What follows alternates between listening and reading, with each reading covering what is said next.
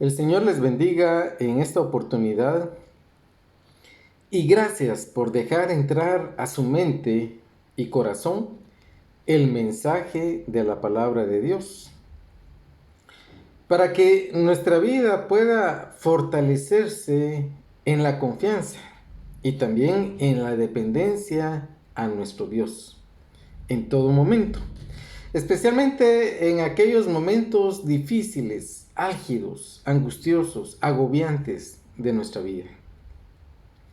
En esta ocasión meditaremos en el libro de los Hebreos, capítulo 5, versos del 1 al 10, el cual dice así: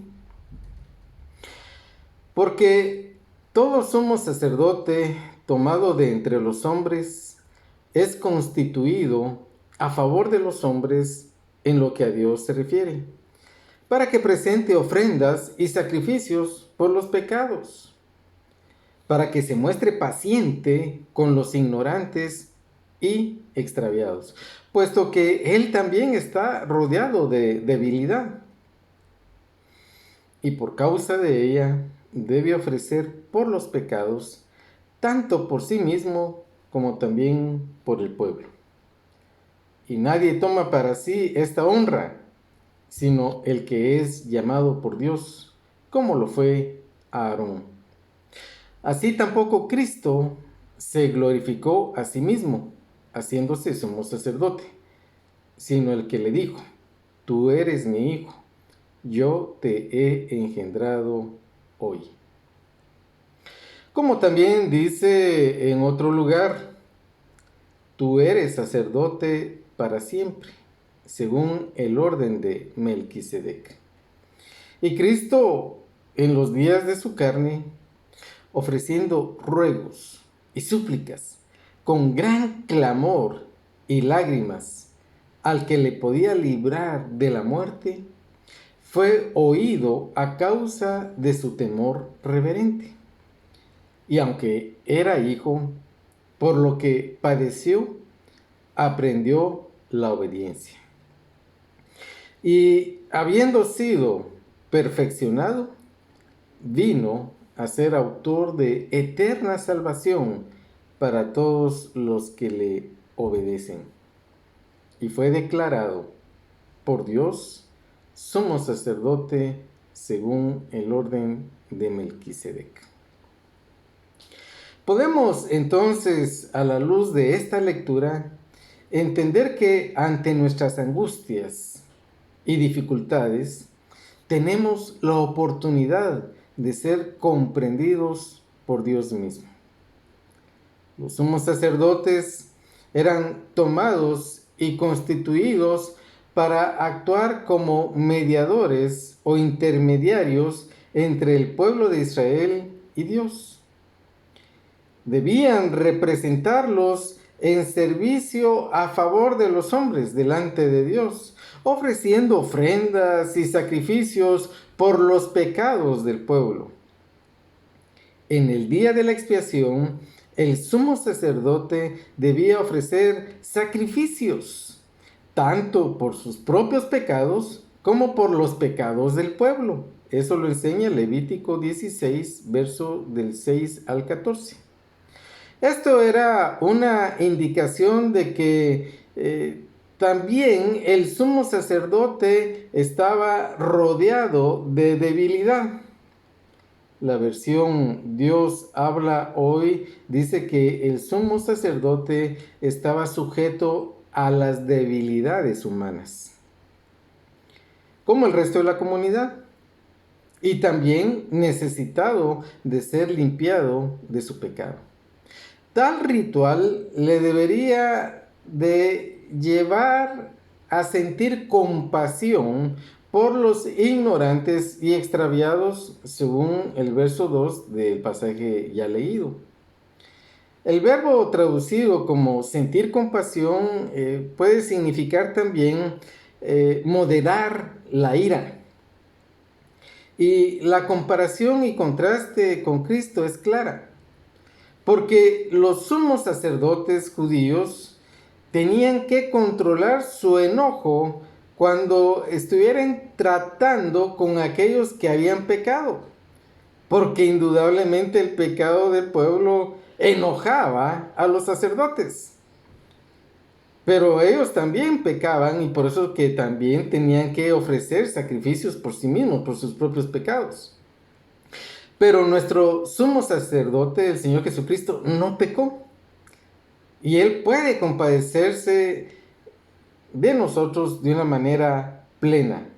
Versículo 15 del capítulo 4 de Hebreos dice, porque no tenemos un sumo sacerdote que no pueda compadecerse de nuestras debilidades, sino uno que fue tentado en todo según nuestra semejanza, pero sin pecado. Las clasificaciones para el sacerdocio mencionado en los versículos del 1 al 4 también se aplican al Señor Jesucristo en los versos 5 y 6. Cristo no se glorificó a sí mismo para ser hecho un sumo sacerdote, sino que fue glorificado por Dios para cumplir con ese papel, como lo dice el versículo 6, haciendo una referencia al Salmo 110, verso 4, cuando dice, tú eres sacerdote para siempre, según el orden de Melquisedec.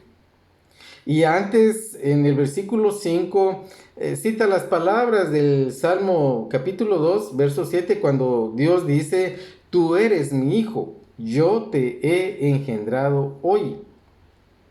Las citas de estos dos salmos, del Salmo 2 y del Salmo 110, enlazan la idea de que Jesús no solamente era el Hijo de Dios, sino que también era el sumo sacerdote delegado por Dios para cumplir con una función especial para la humanidad.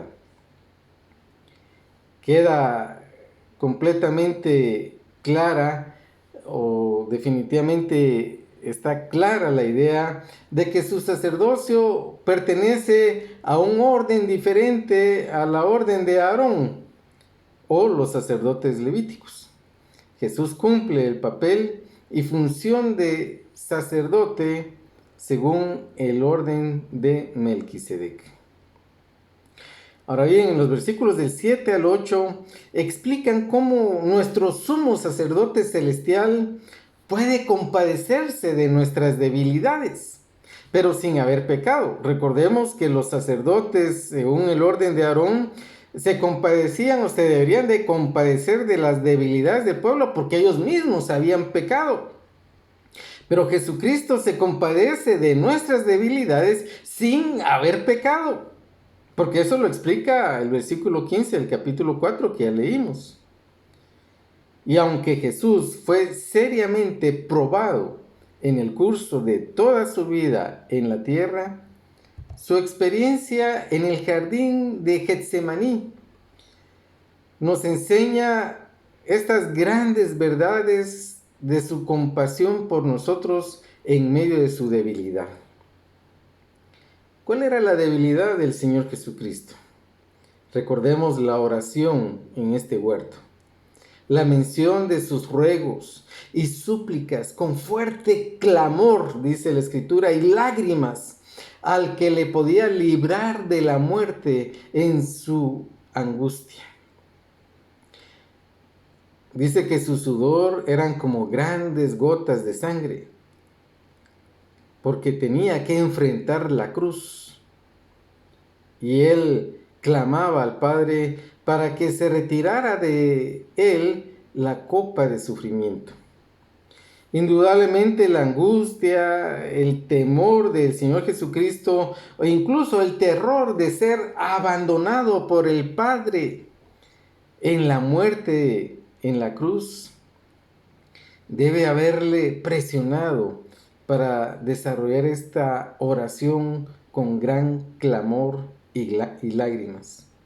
Por ello, Jesús oró pidiendo liberación de esa crisis que se le aproximaba. Sin embargo, Dios envió un ángel del cielo para fortalecerle y de esa manera hacer que él se sometiera por voluntad propia a la voluntad del Padre Celestial. Y de esa manera llegó a ser el autor de eterna salvación para todos nosotros. Esa etapa de la experiencia del Señor Jesucristo en el Getsemaní probablemente refleja aquella afirmación que fue leída también cuando dice que fue oído por su temor reverente. La respuesta a su oración de sumisión fue la fortaleza para soportar la grave tribulación que enfrentaba y luego el triunfo y la gloria de la resurrección. Aún siendo hijo de Dios, experimentó la tentación de apartarse de la voluntad de su Padre a causa del sufrimiento que implicaba morir por el pecado del mundo.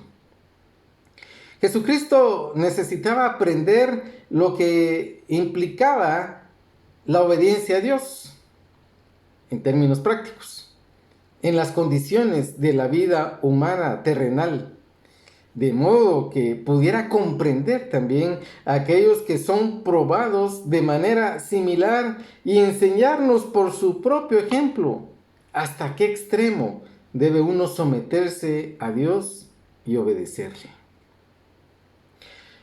En los versículos del 9 al 10, como aprendió la obediencia por lo que padeció, Jesús fue perfeccionado, o sea, calificado o hecho completamente adecuado para ser el Salvador de la humanidad. Él es la fuente de la eterna salvación. Por consiguiente, por medio de esa obra redentora venció al pecado, venció a la muerte y venció al diablo, para que todos pudiéramos alcanzar la salvación por medio de él. ¿Ha tenido usted alguna vez la sensación de que Dios no escucha sus oraciones? ¿Se encuentra en una situación angustiosa y desesperada?